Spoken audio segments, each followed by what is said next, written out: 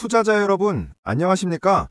오늘 저희가 집중적으로 분석할 종목은 바로 한화 에어로스페이스입니다.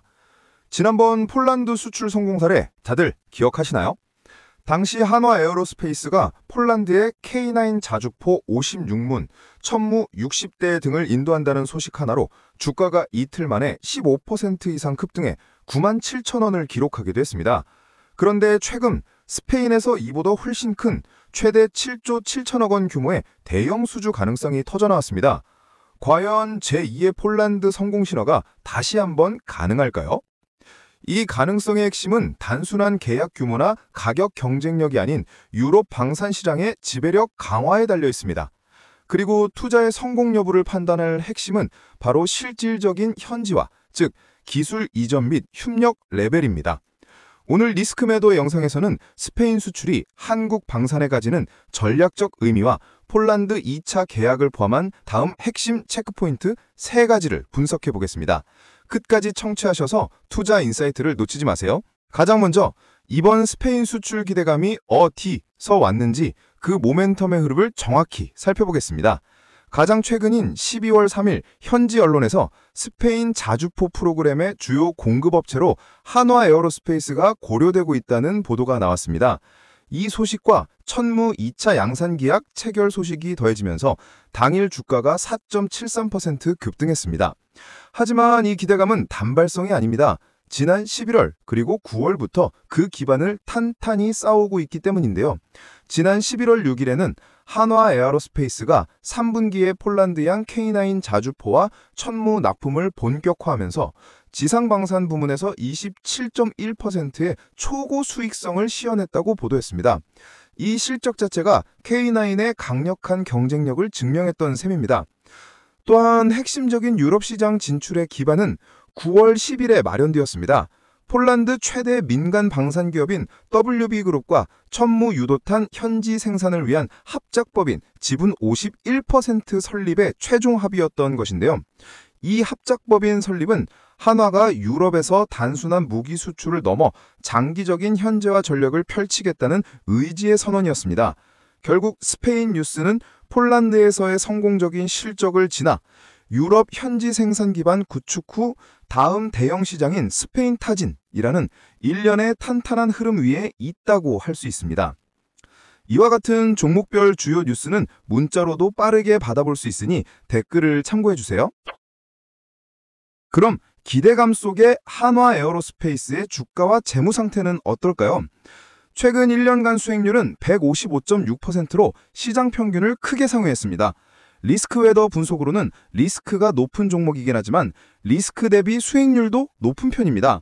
다만 급격한 변동성을 나타내는 리스크 이탈 빈도가 15회로 높은 편이니 단기적인 변동성은 항상 염두에 두셔야겠습니다. 성장의 근간인 사업 구조를 보겠습니다.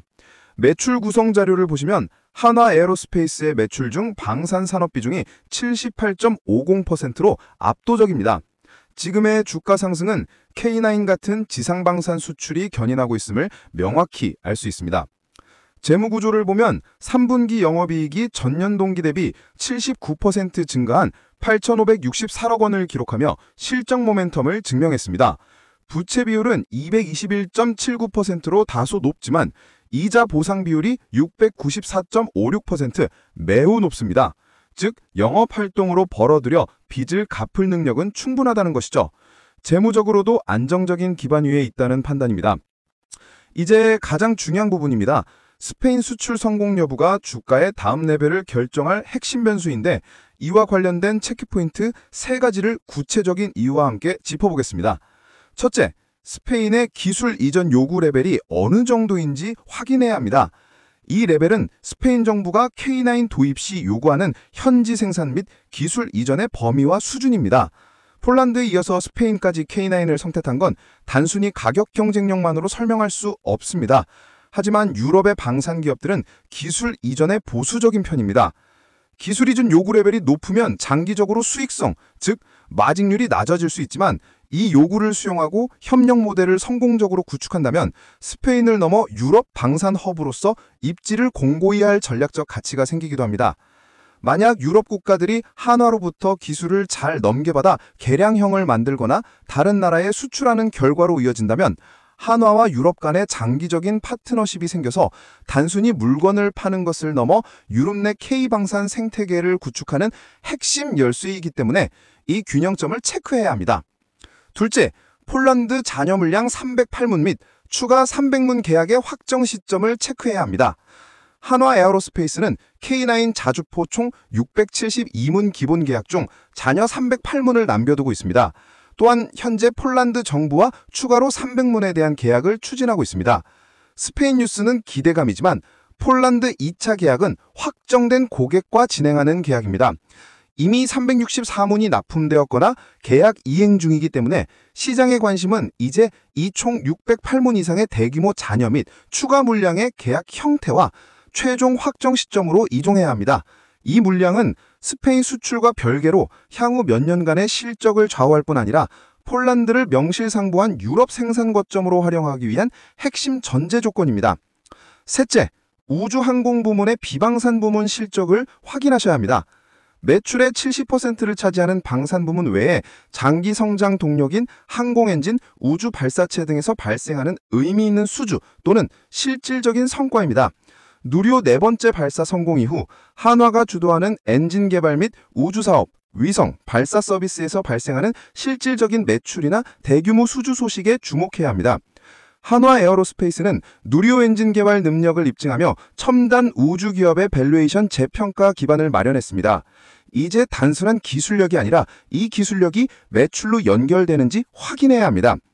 우주 산업은 장기적인 성장이니 한국형 발사체 체계 종합 주관 사업 등 정부 주도 사업 외에 민간 우주 시장에서의 구체적인 성과가 나올 때 비방산 부문의 성장이 본격화될 것입니다. 오늘 한화 에어로스페이스의 스페인 수출 기대감과 누리호 성공이라는 강력한 투자 모멘텀을 분석해봤습니다. 기업은 방산과 우주라는 두 개의 큰 성장축을 확보했습니다. 이제 투자 관점은 스페인의 현지화 수익성과 폴란드 잔여 및 추가 물량 확정, 그리고 누리호 성공 이후 우주 부문의 실질적인 수주라는 핵심 변수를 계속해서 모니터링하는 것으로 전환해야 합니다.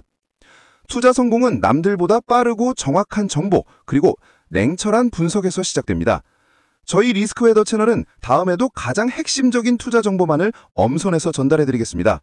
분석을 원하시는 종목이 있다면 댓글을 남겨주세요. 이상 리스크웨더였습니다. 감사합니다.